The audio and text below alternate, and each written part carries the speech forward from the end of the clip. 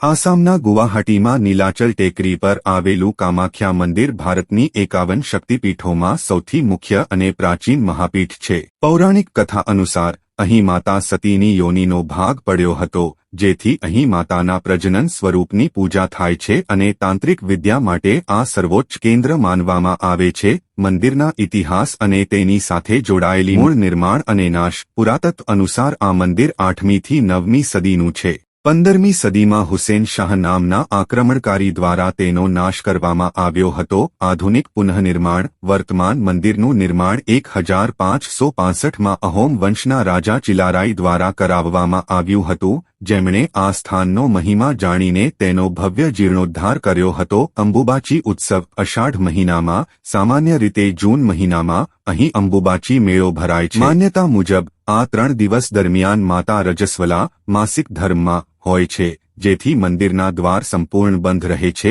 અને આસપાસની બ્રહ્મપુત્રા નદીનું પાણી પણ લાલ થઈ જાય છે. વાસ્તુકળા. આ મંદિરની સ્થાપત્ય શૈલી ખૂબ જ અદ્ભુત છે, જેમાં ભારતીય અને આસામી નીલાચલ શૈલીનું મિશ્રણ જોવા મળે છે.